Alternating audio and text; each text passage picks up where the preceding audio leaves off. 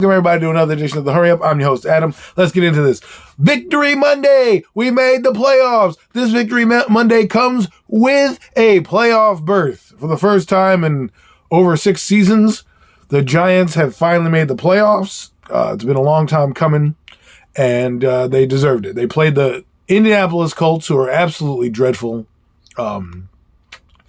The Colts basically, there are some things in the game where I don't understand. You get 4th and 2 on your inside the Giants territory and you kick a field goal. Right then and there, it showed you they didn't really want to be a part of the game. And then, of course, their defense, they did all right until they basically got their quarterback knocked out and the game was basically over. This is the performance you wanted to see from the Giants, that I've wanted to see for weeks and weeks, and I called for it, finally beating the team. You look at the Jaguars and what they did to a two-win Houston team. That's what we needed to do to Indianapolis, and we did it. We came out and we did it, right? And everyone's like, oh, well, we needed the Eagle. We need the Eagle game and this, that, and the other thing. No, we're in. Don't worry about that game. Now, we'll touch on that game in a minute. Now, it was very good offensive performance defensively. You can't really complain too much when you blow out a team like this, but there are certain things that you worry about going forward, and that is, hey, they need to shore up the run game a little bit, less penalties, less turnovers. I mean, Darius Slayton had a turnover, not good. And what's interesting about Darius Slayton is if you look at his stats and his numbers, he's got about 700 yards, probably about going to finish with somewhere 750 plus, almost 800 yards. In 4 seasons that he's been with the Giants, he's eclipsed that number 3 times. And what I mean by that is it doesn't seem to matter what system he's in. He seems to get the same numbers and plateau. So, with that being said, let's get into the number 8. He had a good game, solid performance. Still, to me, wouldn't give him an astronomical number because I'm not forgetting the 4 seasons that he put up.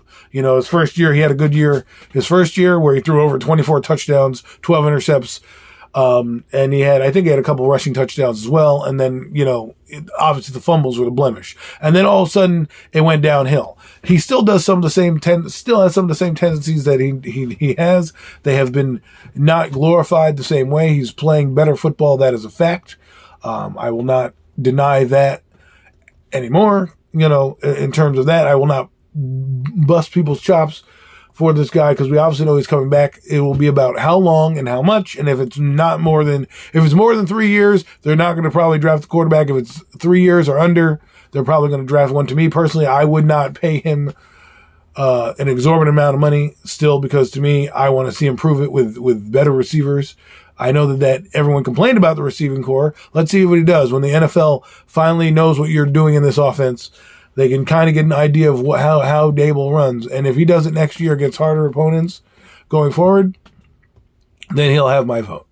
But until then, the jury's still out for me. Obviously, you're going to sign him because the options out there, outside of maybe Derek Carr, who some people are like, oh, fuck Carr, I wouldn't bring him in. Outside of Derek Carr, there aren't many options out there, right? Unless you're going to back the Brinks truck up for Derek Carr, who I think is more further along on a team. Remember, this team is still rebuilding the Giants, so we're playing with house money, but when we get to the playoffs, let's not be one and done. Let's try to make some noise, because you never know when they're going to get back. You never know. The Giants took 6 years to get back. You know what I'm saying? So you never know when you're going to get back. So make some noise now. Right now, they're going to play Minnesota, who's looking like they're a train wreck right now. They're falling apart at the wrong time. Typical Minnesota. But, they're still going to be a tricky team to play in that dome. We're not going to be afraid to play them in the dome. But, hey, again, a tricky game, a big game. Things happen. Things bounce their way, and we'll see what happens. But we're not even there yet. We still have another game to play against the Philadelphia Eagles, who, by the way, will be playing, like I said, for the number 1 seed on Sunday. They will have a chance. They could also blow it as well. The Giants, people are saying, well, why don't you rest your players? Because the Eagles aren't resting their players. And why not play the role of spoiler while you go into the playoffs? How about that thought? Okay? How about that? Okay? You got into the playoffs, and you can play the role of spoiler in terms of spoiling their season and having them lose the division and the number 1 seed, who could happen to go to the 49ers and or the Cowboys. Imagine that. Imagine that. I mean, think about it. I think the Cowboys would actually be the number 2 seed if the Eagles won and the 49ers would go up because of conference record. If the 49ers win. Minnesota needed, the 49ers lose. Had the 49ers lost, we would not be talking about going to Minnesota. We would be talking about going to San Francisco. But right now, it's up in the air. Still ways to go. And Minnesota needs to win this game. For all intents and purposes, maybe they rest their starters next week. Maybe they do. Who knows? They go 12-5. If they win, they get the 2nd seed. There's a possibility. They're going to play, depending on when the game is, you'll know. I don't know what game they're going to flex into Sunday night. But it's going to be a tough test on Sunday. The Eagles aren't going to lay down. Okay. They're not going to lay down.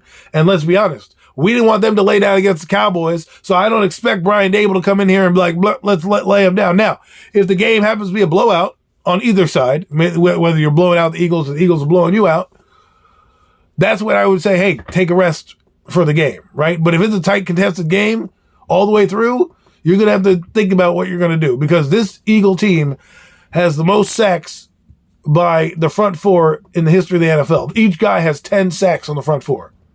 They average 7 sacks a game. They've broke the single season sack record for the NFL. Yet they lost to Andy Dalton due to what I said on NFC East, the real deal NFC East roundup with Mac, the Giant fan, which we're coming to you on Wednesday. We're going to have a fire show on Wednesday. Is that Gardner Minshew will show you why Jalen Hurts is the MVP. They probably win the game against the Saints if they have Jalen Hurts. Why? Because they ran that QB sneak with Gardner Minshew and he could get barely an inch. So this weekend is going to be a lot of games. For the first time, the Giants don't have to worry about nothing. They don't have to worry about, winning this game because it would have been worse had they lost to the Colts or a better team and had this game on the line. We're probably looking at a team where we're like, hey, let's hope to get into the playoffs, right? But we're in there now at 6 seed. Nothing can happen no matter if we lose. Now, Brian Dable may want to win this game and say, hey, I want 10 games on my record. Because again, you don't ever know what's going to happen next year. Okay, you never know. Teams aren't going to be surprised by you. They're not going to worry about you. Now they're going to focus on you, and they're definitely damn sure they're not going to let Daniel Jones run the same way anymore. I think that's been an anomaly to many games. Every defensive plan that I've seen against the Giants, it seems like guys just overlook that aspect of it, whether it's personnel-wise, whether they just don't believe that he can be a runner. I don't know, but next year that's going to be different. I'm telling you, year-to-year league. So while you're in the playoffs, make some noise. Beat Minnesota. Go to the divisional round. Who knows? Maybe you end up in Dallas. Maybe you end up in Philly. Maybe you end up in San Francisco. Who knows where you go from there? But while you're in, why not? Why not win? Go earn your money. Go earn that paycheck. Make people respect you around the league. Brian Dable's done a phenomenal job. Should be in contention for Coach of the Year. As a matter of fact, if Doug Peterson gets it, I would give it to him only because of the way that team was dead to rights and should have probably been dead in the water. Him, I would even put Mike Tomlin in there too. I know that we're talking about, I know that people are mad that I won't pick Brian Dable. Brian Dable deserves it as well. But there's a lot of other teams like Jacksonville. Well, I thought they would be playing for the number 1 pick this year. I thought they'd be good, but I didn't think they'd be basically winning you're in. And I think they should technically be in. I know that they have they're in the playoffs, quote unquote, but they're not in the playoffs. And they could technically make it if they lose, but why deal with that? You're going to be playing a team in the Titans who don't have their quarterback, who are going to be playing Josh Dobbs, who, even though he played a yeoman's game, go get it. So, enjoy this Victory Monday, Giant fans. Hopefully there'll be a few more to come. The season is not over next week. You won't have to be worried about the off season too much, which will be an interesting off season going forward, because I think this off season, the Giants are going to probably try to sign a lot of their guys, being that the free agency pool is very limited. There's some guys I like Paris, the kid from Paris Campbell over in the Colts. I wonder what his market value would look like. There's a couple guys across the league who I'm wondering if a change of scenery might be good. We'll find out. Again, there's going to be trades. A lot of things are going to be happening, but hey, and here's the good part about being in the playoffs, depending on how far they go. The January will be a quick month. But then February, and then boom, you're right into the Senior Bowl, the Combine, free agency, and then prep for the draft. And then we're back in May where we're doing, OTAs and minicamp and away we go again. So it's been a fun ride. Daboll, hats off to you. Joe Schoen, hats off to you. Joe Schoen should probably be executive of the year just for not, being desperate, and making drastic moves, right? Because right now he is still playing for the future. Remember, he's in rebuild mode, whether we want to believe that or not.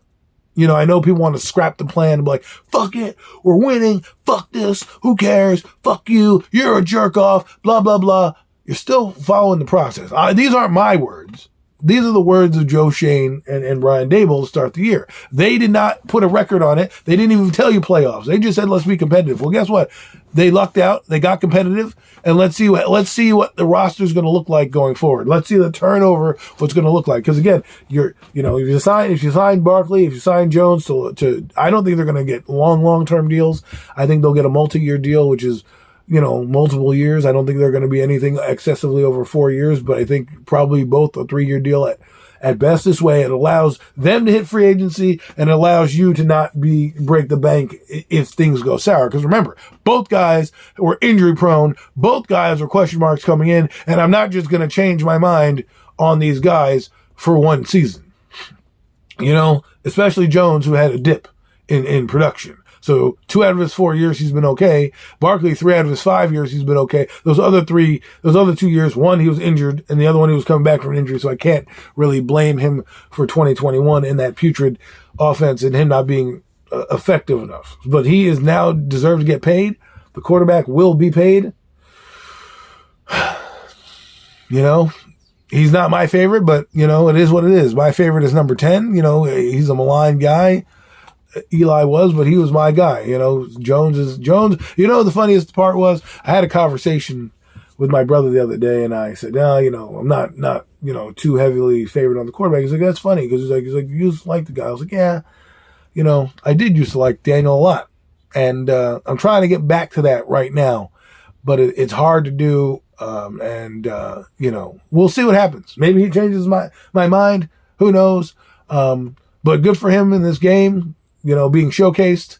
I'm not going to anoint him a superstar or anything like that, but hey, good job for you. Let's go make a run. You got a defense playing absolutely out of their mind. Xavier McKinney, good job coming back. Good for him. So again, a lot of fun. The last week of the year. Can't believe we're going to be at week 18 this coming week. Oh, wow. Time flies by, man. Time flies by, and hopefully we'll be playing deep into January, as they say. So, another edition of the Hurry Up. I'm your host, Adam. Like, subscribe. You can find me with Mac the Giant Fan on Wednesday at the Real Deal NFC East Roundup. He and I are going to go over all 4 of the NFC East squads. We officially know that 4 teams out of the NFC East will not be making the playoffs. That is one thing we will know, we will discuss, and we'll go over that and more, and preview this big football game for the Philadelphia Eagles. And actually, all 3 teams, well, two out of the 4 teams in the NFC have big games on Sunday. Cowboys win, Eagles lose. Eagles win, they get the number 1 seed. Cowboys win, they have a chance to get the number 1 seed. A lot of things going on. We'll talk about it. We're going to be there. Tune in on Wednesday, 5:30 p.m. See you there.